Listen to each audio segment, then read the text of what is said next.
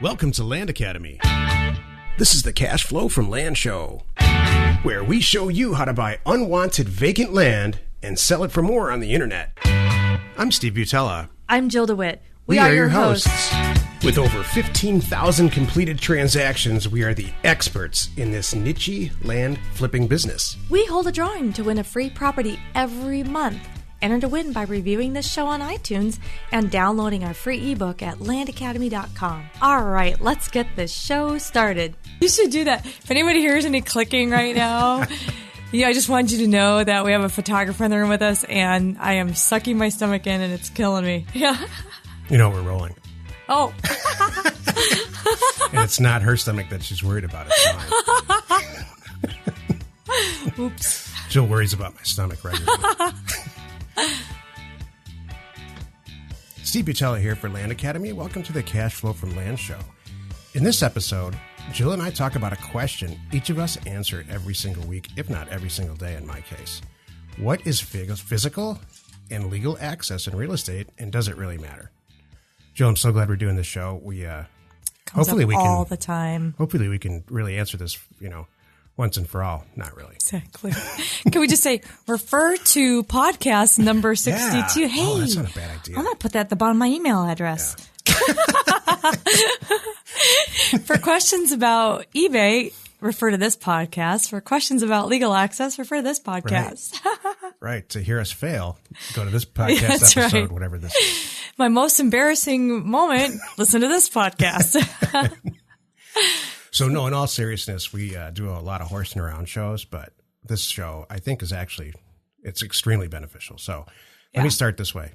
Wherever you live in an apartment building, or you live in a townhouse or a condo or a house, you drive right up to it and take your groceries out and put it and take it to the kitchen. Correct. That's access. That's access. That's accessing a parcel of real estate on county roads or whatever. So I find that when I describe it that way, everybody says, "Oh, that's what it is." So, that's a good. I like your.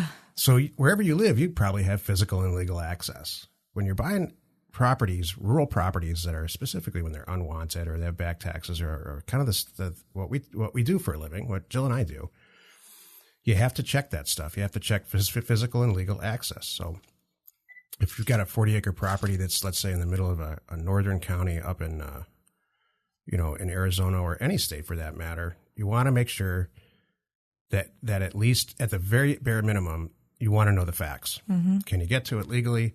Can you see it sort of on a plat map? Does it have legal access? Mm-hmm. And can you drive right up to it? So I don't know, Jill, tell us a funny story about some customer that, you buy property every day. How do you check? Let's start with this. How do you check physical and legal access before you pull the trigger on an acquisition? This is a show where I'm asking you the questions. I haven't bought a piece of property in a lot. I thought I was going to ask you all the questions. You buy all the property now. So, it's just interesting how much this comes up, and it's funny because I get it two different perspectives. Sometimes I have people that they're hoping there's no access. I've had a few people I've had some that they had access, but it was not well traveled. Mm-hmm. So I kind of gave them a heads up that, hey, I want make sure you have 4-wheel drive and a GPS to get out there, and they're all excited. Yeah. Because it's, a treed cabin. They want a little off the beaten path, something. And then some people are worried about, hey, I want to build this. I want to put that out there kind of thing. I need to make sure that I can get my workers out there. And I get that. Mm-hmm. So, oh, no doubt. There's a huge end user clientele that intentionally seeks out property that's incredibly difficult to get to. Yes. Because they don't want to ever talk to anyone again for the rest of their lives. Exactly. And I understand that. There's a lot of weeks that I feel the same way. Exactly. Well, what's the big picture? Can you give us, is there a one sentence answer to legal access and physical access, Stephen? Yes, there is. With legal access in most states, in fact, I don't recall running into a state where legal access is an issue. By law, in all the states I've come across, there's legal access to every single property. Mm-hmm. You can't force someone to fly a helicopter in. That's the one people think that you can legally be forced to drop onto your property and not touch anybody else's property. Okay. You remember the Hatfields and McCoys? Do you know who that is? I do. Well, I wasn't around for that, but Neither was I. That's what their whole beef was about. From getting to their land. That was a Western, wasn't it? Really in a Western? It's like a real story. Okay, well, I just remember they made movies on it and there's books and stuff. Okay, yeah. I didn't know they were real people. Two neighboring, the Hatfields and the McCoys, lived next to each other, and they had debates over, you have to cross my property to get to yours. So, that's what an easement is. So when you plat property, or when the original subdivider subdivides a very large property into smaller properties, at least if they do it the right way, they plan for easements.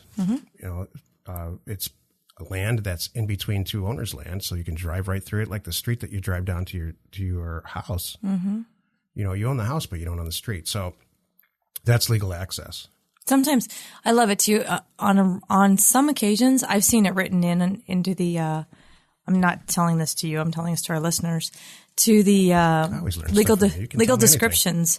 All but a 20-foot easement on this side and this side and this side and this side. It's written right into the legal description, and I love that because then it's black and white for everybody. So I don't want to make this complicated. Legal access in general is allowed by law. So what in physical access? This is how I check physical access before I purchase property, and it's as simple as this. I go to Google Earth Pro and see if there's a road going through it. Right.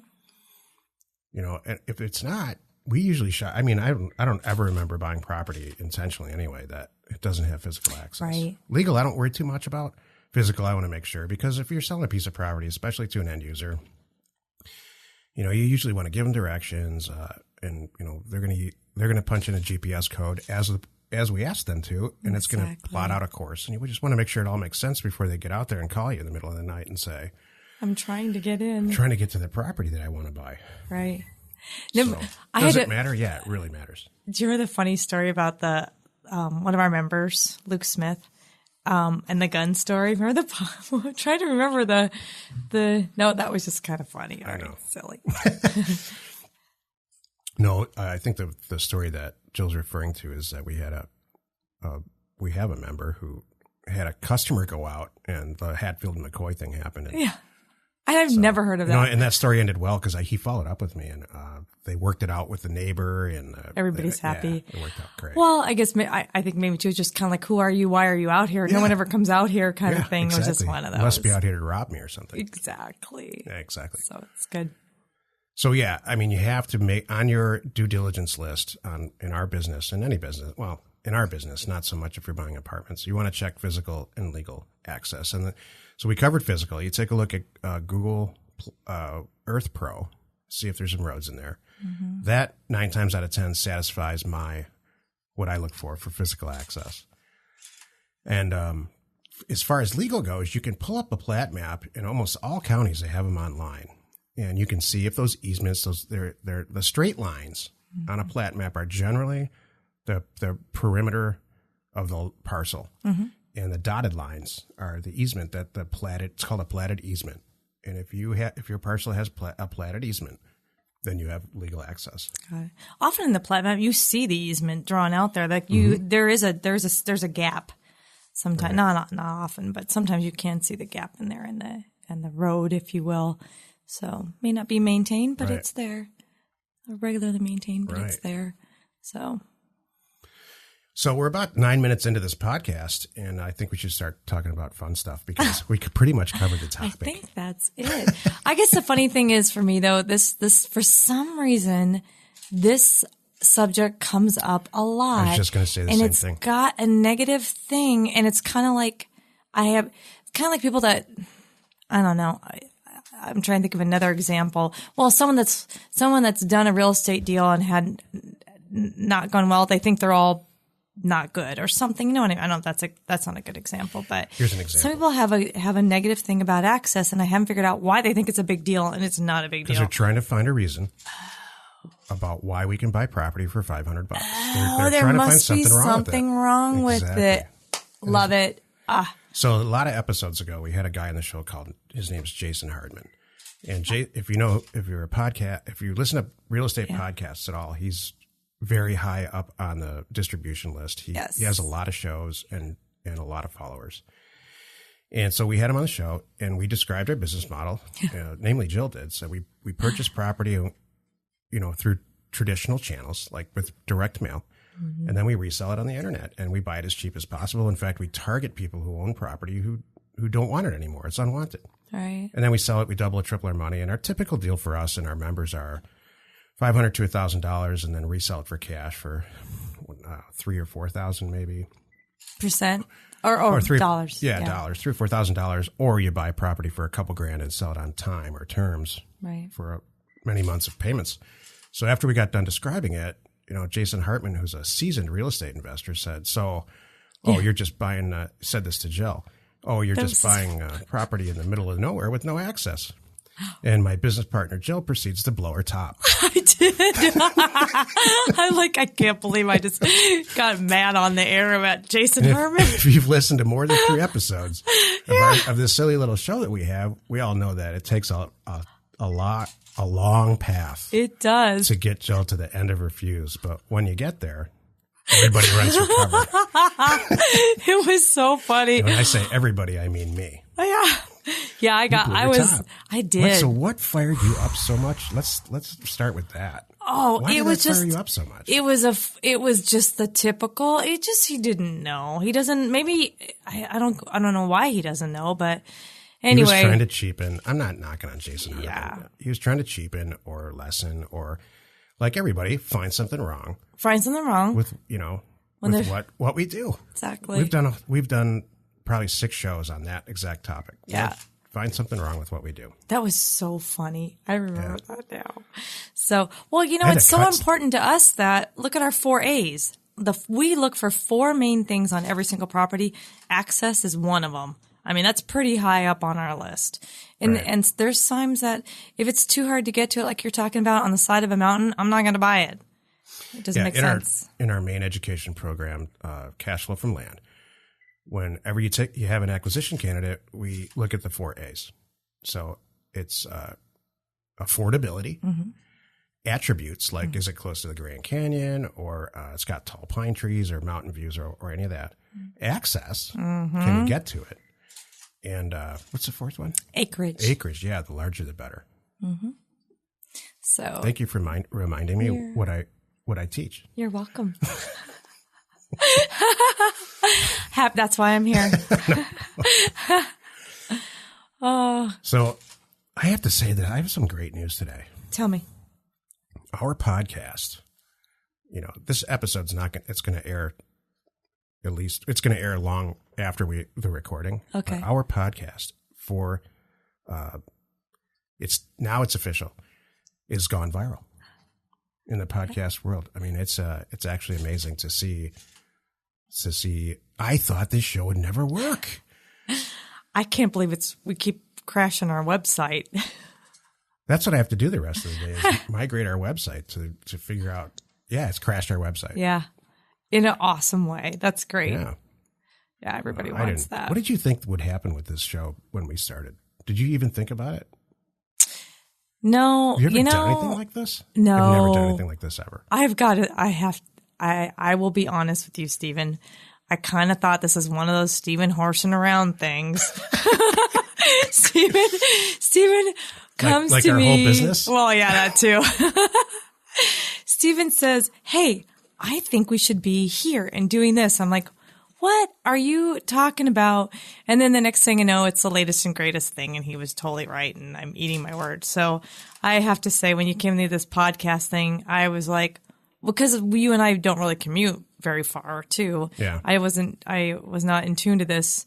And, yes, so I didn't know I know the whole podcast world now. Yeah, because you're listening to music from the 80s in your car. Well, there is that. On a cassette. Because my car where you recorded it. That's right now. Recorded it in the 80s. On my original cassette, no. It's not versions of songs from the 80s. It's actual 80s music recorded in the 80s on a cassette. Listen, my car does not have cassette. Thank you very much. I have a CD player, but to your point, I do not have any of the Siri or the Sirius radio or anything like that. All right, I'm going to tell the story. I'm going to embarrass you. Oh, great. So one time we were cleaning out a closet, and we ran into this shoebox full of cassettes and they were all labeled something like this. I can't believe you know this. Depeche Mode at, what's the name of that Los Angeles?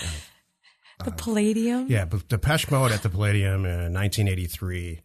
And then like 3 girls' names on it, like Jill and Jackie and something. Yeah. So Eileen and... So I did what anybody would do. I went and bought a cassette thing because nobody has a cassette player. Stuck it in there, and it's... this is what it is. This is the whole I can't believe you're telling this. I'm so red right now. It's Jill and her girlfriends at some show when she's a kid, listening to a band from the 80s, and you can't hear the band at all. No, because we're screaming. 3 girls talking and screaming about makeup and stuff that teenage girls talk about. I have to tell you, that's like priceless. Priceless for somebody, priceless for somebody who's in a relationship to hear that kind of stuff. I really mean it. It's endearing and there's everything good about it. Thank you. I have nothing left in my life like that to share with you. Oh. That's so funny you found those. Yeah, but that was our own little, it was our bootlegging the concert. And I snuck in a little thing, which was like 4 by 6 inches in my bra. And seriously. If the kids are listening. We're not G-rated anymore. No, if our kids are listening, they just turned it off. We just lost listeners. Our kids don't listen anyway. It's okay. So, if your parents had a show, and I had to put a piece of black duct tape over the red light so it wouldn't be noticed in the theater. You ever get busted for that? Okay, here's what's funny. I'll tell you. So I sneak it in and wherever, and I would pull it out and I'd dance with it in my hand. So I had the little speaker on. It would be like out visible so you could hear the music because we'd go home and listen to it in the car and at home. It was awesome. Well, one time I had just switched cassettes because I filled up one cassette. I had to pop in another cassette for this whole show. Might have been Thompson Twins or something. Anyway, I got busted. Security guys saw the red light, came over, found me, busted me with my little recorder and said, look, you can stay. I'm not going to kick you out, but I got to have the tape. You can't do this anymore. I'm like, okay, fine. And I asked him, how did you know? He goes, the little red light. I'm like, oh, the red light shining. The little red light chest. shining through. No, it was in my hand. So the good news is I had just swapped cassettes. So I had the whole first half of the show in my pocket. He got the blank cassette that I just inserted. So I still got the front half of the show. And then I learned and I went home and I put a piece of black duct tape over the little red light. It never happened again. Mm-hmm. It's just like at our company, when there's a problem, she just tapes it all up. I do. And covers it up. I forgot about that cassette deck thing. Oh my gosh, I can't believe you told that story. It's a good story. It's That's endearing. Funny. Is it embarrassing a little bit? No, it's okay. It's funny. No, I kind of forgot about it too. I didn't know you had pulled one of those out and gone as far as to listen to it, find a way to listen to it. So that's. I think we got our point across on the Saxus thing. I think so too. Without worrying the heck out of everybody. Yeah, if we really sit down and we could get into it, we could talk about it and all the different ways you can get legal access. What do you need to do in different states and different counties? And I forgot to mention that. Well, and some of them are like, we're mentioning it now, like here in Arizona, there's laws like that after, I don't know if it's 9 years or whatever, you get an easement by, I can't remember what it's called. Like basically you use it that long, nobody says anything, it's now there, I mean, those are all beautiful legal concepts, but in reality, I mean, here's the deal. We could go into all the detail, but here's we're the not going truth of to. it. Yeah. In our business, we have so many acquisition opportunities that if you have to alter, not only about access, but if you have to alter something that you're purchasing, move on to the next deal. Exactly. We're in this for volume and for margin, and we're not in it to improve the property. There are a lot of people who are in that business. Right. Let's buy a piece of property, improve it, create some equity, and sell it. That's not our gig. Right. Move in, move out. I love it. Let's go buy some property. Number 1, pull the property up on Google Earth Pro and see if there's some roads going through it or close to it, or check to see if it's on the side of a mountain. In a second, Jill's going to tell us about a bunch of property that we passed on because it had absolutely no access. So that's number one. Now we've checked physical access. Best case is you can drive right up to it, maybe on some dirt roads. And that's what we really look for. Right. Legal access, get a plat map.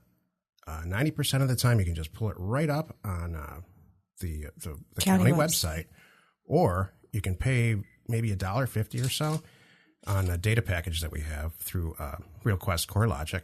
Check our website, the resources section of our website, like for that, we offer that. And you can check on there. You can pull you can either pull a regional map or probably the same plat map that the county has. It's just all in one place. And if you don't mind paying $1.50, you can check it out. Okay. So if the plat map is just a square on a sheet of paper, like your child would draw, chances are it doesn't have platted easement access. If it's a square with some dotted lines around it, those are the platted in easements for the roads. Cool.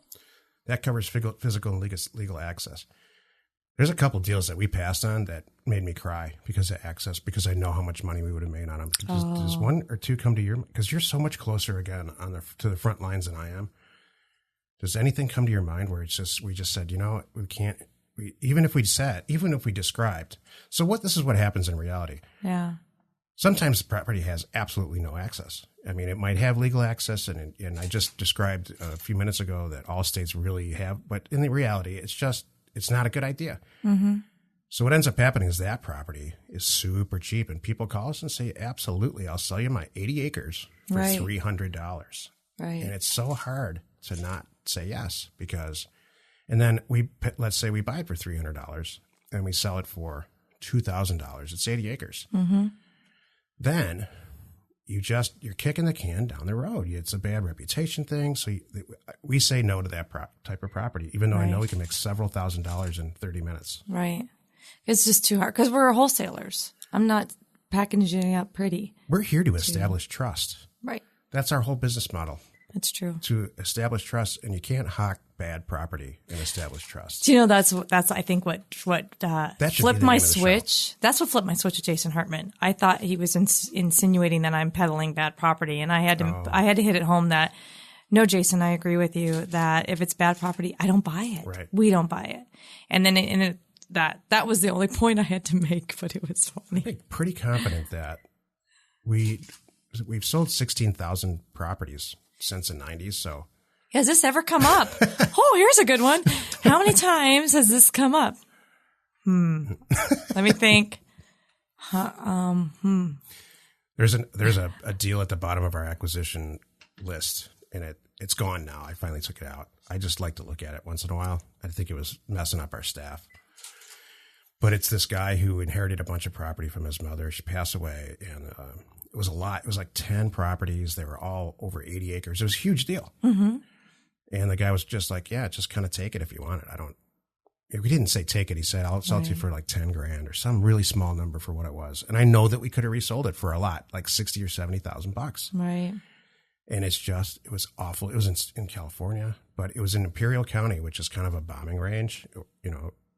Imperial County southeastern Imperial County was like a World War II bombing range. I didn't know that. I know. So there's like potholes in the property or something you shouldn't know that, and I bet you'll forget it by the time the show is over. I can't. You know what? Actually, faster than that. So, anyway, I finally took it out of there.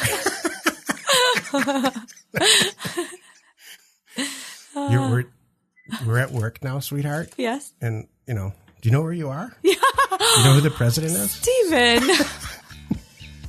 Very funny. So I finally took it out of there because sometimes you just have to walk away. Yeah. Hey, join us in another episode where Jill and I discuss your all-important success in land investment and in life. We hold a drawing to win a free property every month. Enter to win by reviewing this show on iTunes and downloading our free ebook at landacademy.com. If you want to get involved or you need more information about our profitable, niche real estate operation, call 480-467-0359. You just might get Jill at the other end of the line. Landacademy.com. You are not alone in your real estate ambition.